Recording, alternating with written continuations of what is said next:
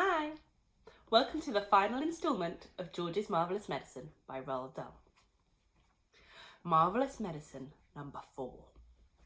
Back in the kitchen once again, George, with Mr. Cranky watching him anxiously, tipped half a pint of engine oil and some antifreeze into the giant saucepan. "Boil it up again!" cried Mr. Cranky. "Boil it and stir it!" George boiled it and stirred it. "You'll never get it right," said Mrs. Cranky. "Don't forget, you don't just have to have the same things, but you've got to have exactly the same amounts of those things. How can you possibly do that?" "You keep out of this," cried Mr. Cranky. "We're doing fine. We've got it this time. You see if we haven't." This was George's Marvellous Medicine number 4, and when it boiled for a couple of minutes, George once again carried a cupful out of it into the yard. Mr. Cranky ran after him. Mrs. Cranky followed more slowly. "You're going to have some mighty queer chickens around here if you go on like this," she said. "Dish it out, George," cried Mr. Cranky. "Give a spoonful to that one over there." He pointed to a brown hen. George knelt down and held out the spoon with the new medicine on it. "Tick, tick, tick," he said. "Try some of this." The brown hen walked over and looked at the spoon. Then it went peck. "Oh!" it said. Then a funny whistling noise came out of its beak. "Watch it grow!" shouted Mr. Cranky. "Don't be too sure," said Mrs. Cranky. "Why is it whistling like that?" "Keep quiet, woman!" cried Mr. Cranky. "Give it a chance!" They stood there staring at the brown hen. "It's getting smaller," George said. "Look at it, Dad. It's shrinking." And indeed it was.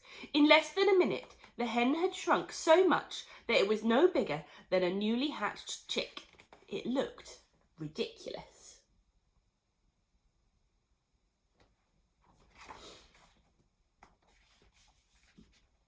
The next chapter is called Goodbye, Grandma. "There's still something you've left out," Mr. Cranky said. "I can't think what it could be," George said. "Give it up," Mrs. Cranky said. "Pack it in. You'll never get it right." Mr. Cranky looked very forlorn. George looked pretty fed up too. He was still kneeling on the ground with the spoon in one hand and the cupful of medicine in the other. The ridiculous tiny brown hen was walking slowly away. At that point, Grandma came striding into the yard. From her enormous height, she glared down at the 3 people below her and she shouted, "What's going on around here? Why hasn't anyone brought me my morning cup of tea? It's bad enough having to sleep in the yard with the rats and the mice, but I'll be blowed if I'm going to starve as well. No tea, no eggs and bacon, no buttered toast." "I'm sorry, Mother," Mrs. Cranky said. "We've been terribly busy. I'll get you something right away." "Let George get it, the lazy little brute," Grandma shouted. Just then, the old woman spotted the cup in George's hand. She bent down and peered into it. She saw it was full of brown liquid. It looked very much like tea. "Aha!" she cried. "Aha! So that's your little game, is it? You look after yourself all right, don't you? You make quite sure you've got a nice morning cup of tea, but you didn't think to bring one to your poor old grandma. I always knew you were a selfish pig." "No, Grandma," George said. "This isn't—" "Don't lie to me, boy," the enormous old hag shouted. "Pass it up here this minute." "No," cried Mrs. Cranky. "No, Mother, don't. That's not for you." "Now you're against me too," shouted Grandma. "My own daughter trying to stop me having my breakfast, trying to starve me out." Mr. Cranky looked up at the horrid old woman and he smiled sweetly. "Of course it's for you, Grandma," he said. "You take it and drink it while it's nice and hot." "Don't think I won't," Grandma said, bending down from her great height and reaching a huge horny hand for the cup. "Hand it over, George." "No, no, Grandma," George cried out, pulling the cup away. "You mustn't! You're not to have it!" "Give it to me, boy!" called Grandma. "Don't!" cried Mrs. Cranky. "That's George's Marvellous—" "Everything's George's round here!" shouted Grandma. "George is this, George is that. I'm fed up with it." She snatched the cup out of little George's hand and carried it high up out of reach. "Drink it up, Grandma," Mr. Cranky said, grinning hugely. "Lovely tea." "No!" the other two cried. "No, no, no!" But it was too late. The ancient beanpole had already put the cup to her lips, and in one gulp she swallowed everything that was in it.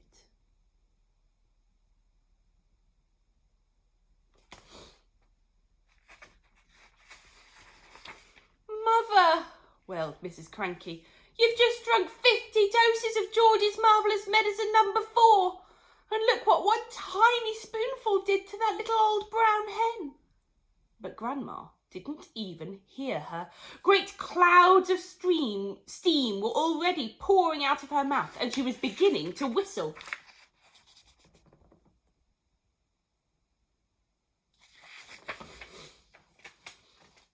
"This is going to be interesting," Mr. Cranky said, still grinning.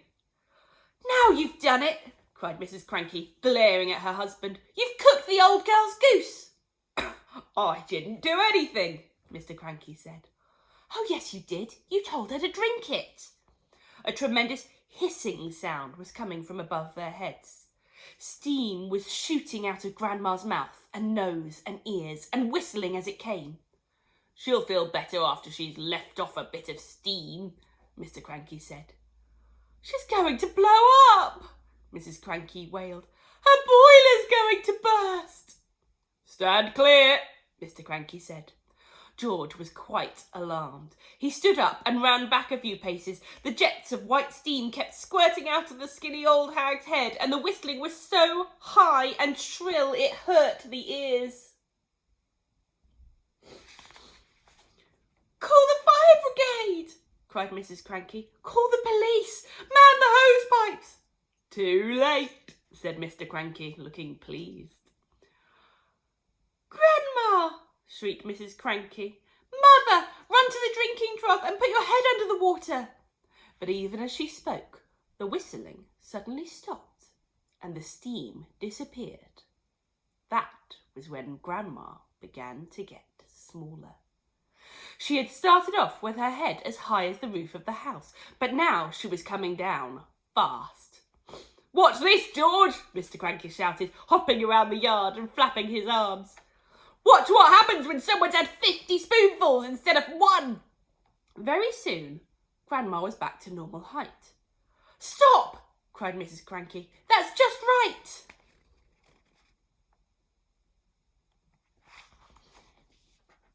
But she didn't stop. Smaller and smaller she went. Down and down she went. In another half minute she was no bigger than a bottle of lemonade. "How do you feel, Mother?" asked Mrs. Cranky anxiously. Grandma's tiny face still bore the same foul and furious expression it always had. Her eyes, no bigger now than little keyholes, were blazing with anger. "How do I feel?" she yelled. "How do you think I feel? How would you feel if you'd been a glorious giant a minute ago and suddenly you're a miserable midget?" "She's still going," shouted Mr. Cranky gleefully. "She's still getting smaller." And by golly, she was. When she was no bigger than a cigarette, Mrs. Cranky made a grab for her. She held her in her hands and cried, "How do I stop her getting smaller still?"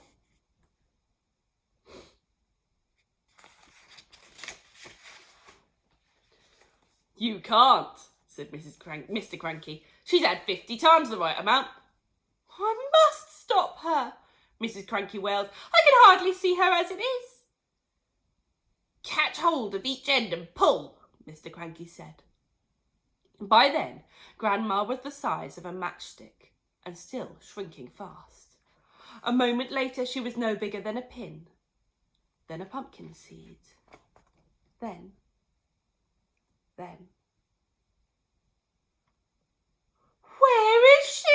cried Mrs. Cranky. "I've lost her."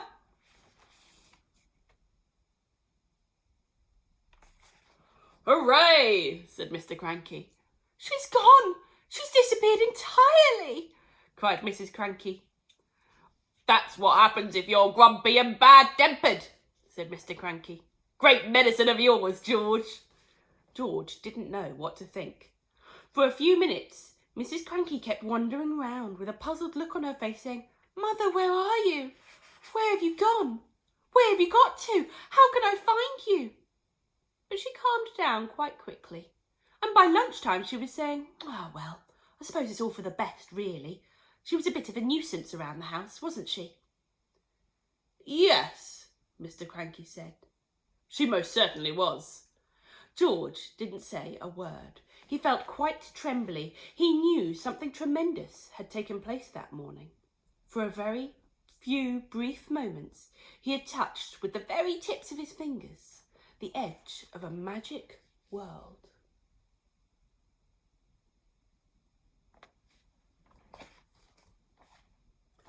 I hope you enjoyed George's Marvellous Medicine. It's one of my favourite books. It's so much fun.